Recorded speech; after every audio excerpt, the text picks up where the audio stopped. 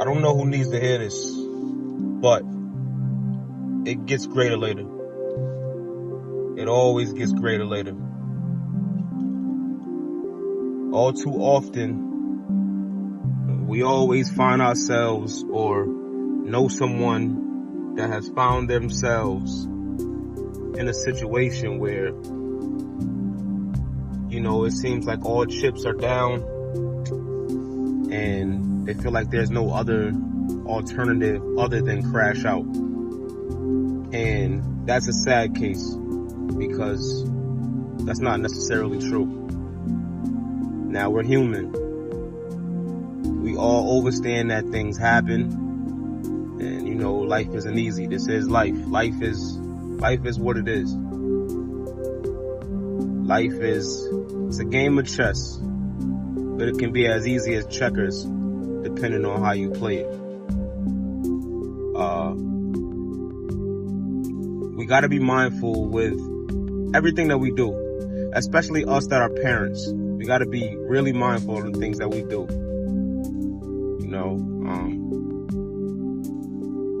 Stress is gonna happen. Stress is the inevitable. We're gonna always find ourselves stressed in stressful situations, especially if you're a person or an adult. If you're an adult of responsibility. A lot of people don't have these same stresses because they're not people of responsibility. We have to know and teach this to our young, that no matter the situation, you always have to keep your backbone sturdy. No matter the situation. It can be the worst of the worst situations, And like I said, we're human. We have feelings. And, sometimes it does feel like there's nothing else to do. I can't move, or, I can't proceed to the next step in life. But that's BS. That's BS. And the more we teach that, and the more that we give off that energy to our young, is the more that we're birthing these babies that look at it as it's okay to crash out. It's not cool. It's not helpful to what us as a people should be moving toward, But it starts in the main brain. It starts in the brain. It starts in your thought process. Anything that you're going through right now, you can get through. Anything. I've seen the worst of the worst, man. I've lost 40 plus friends in the past 20 years. And I'm not talking about just regular friends. I'm talking about close people that was really close to me. Of course, I had some friends that weren't as close, but we were close enough, And it wasn't by, some was natural causes. Majority of them, all murdered. Cold blood. I lost my best friend at 16 years old. R.I.P. to Daniel Webster Woods. He was 16 years old, man. And ever since then, I've lost over 40 friends. And I felt like at one point in time in my life, I don't know what I'm going to do, man. I just, mentally, I can't take it.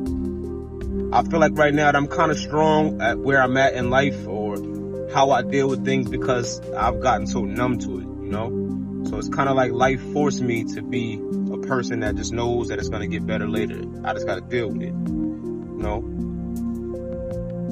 A lot of people that I talk to, or older people that, see me and know me, and they'll come to me and they say, I read so much off of your face. As much as I try to be as, as clear face and straight face as I am, you can't fight off the pain that is internal,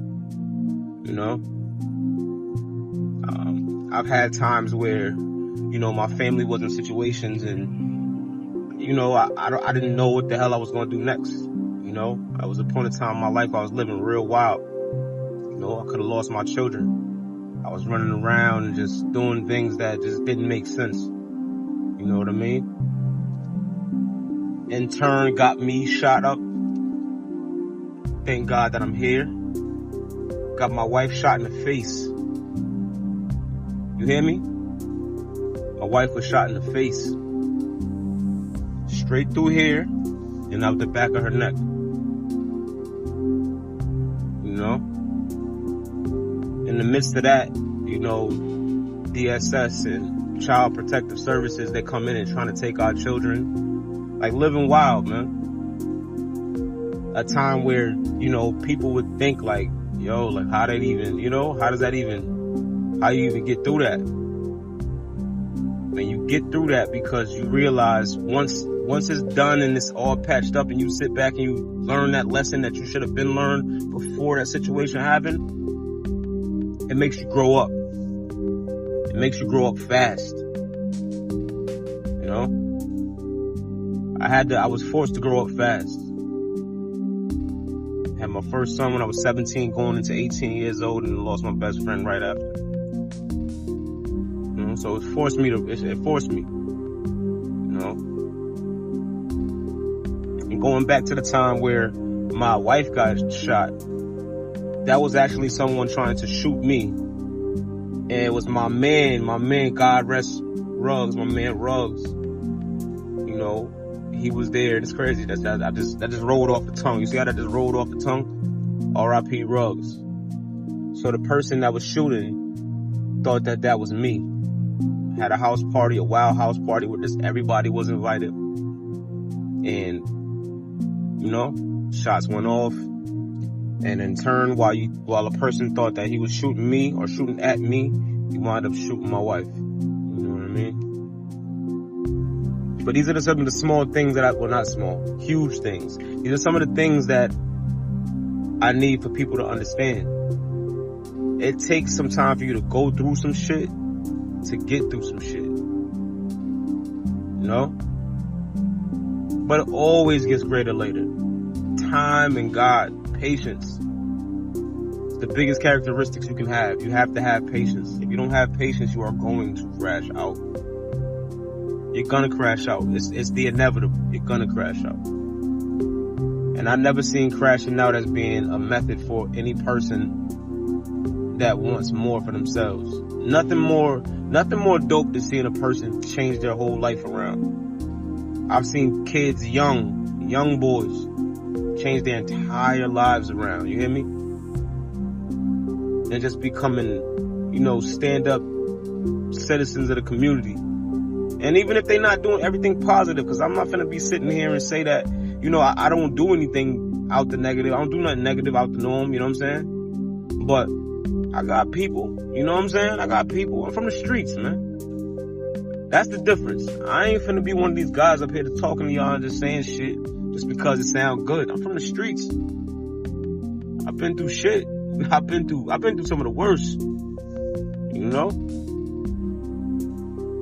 Ask about me, man. You know my story. You know what I mean? I've been an open book thus far. But for me to be sitting here with 4 children, wife, family, a grandson, a dog, house, man, I can't say anything else but it gets greater later. Because I didn't see all of this coming.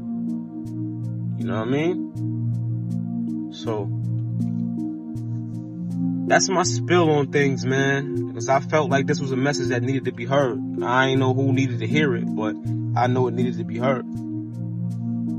So, again, take your time, man. Take your time and know that, you know, shit might seem dark right now. That's sometimes it be like that. That's life. You think life gonna be peachy keen? You think all these millionaires and these billionaires' life be sweet all the time? I mean, it's sweet because they could do what they want. But internally, they gotta go through work. Why you think you got millionaires that's kill themselves and off themselves and, you know, is super depressed, and you think that, you know, the money makes it a difference. It makes a difference, yeah, to the shallow mind. You still gotta live inside of you. When you look in that mirror, man, that money don't mean nothing. You dig? You got people that died from cancer that were millionaires. You know what I mean? The money was there for the comfort, but, you know, what else after that? You dig? So, again, man, my name is Phattz. I'm here to just give y'all that spill, give y'all that rundown because I just felt the need to. Take your time, man, and know that, you know, it's not the end, man. If you can move a little bit, you can fight a little bit. You know, stick it through, and let's do it, man.